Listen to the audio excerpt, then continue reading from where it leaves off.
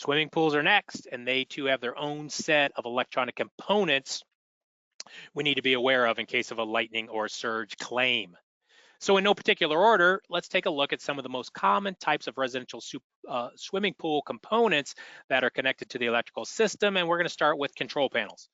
Note, not all pool systems have a full control panel, but if it does, there are many shapes, sizes, brands, differing levels of functionality, and depending on the extent of damage, they may or may not be serviceable.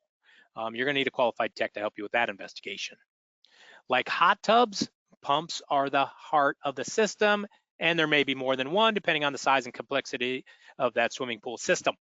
Pump motors, like all electrical motors, are susceptible to electrical damage, but also mechanical damage, and would require a technician with the proper testing equipment to make that determination, as likely there's going to be no visual evidence. Not all pool systems will have a heater, but if they do, there's a few different types. We could have passive solar, like the panels up on the roof. They could have heat pumps, but probably the most common are gas heaters. They may be in a building or freestanding, like the one we see here in this photo.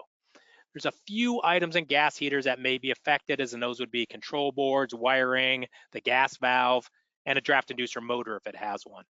Most times they should be repairable and full replacement would not be warranted. Think of like a small furnace. A timer is another item that may or may not exist with a swimming pool system, but if it does have a timer, especially an electronic one like seen here, it would be one of those components that would be at high risk of damage in that electrical event.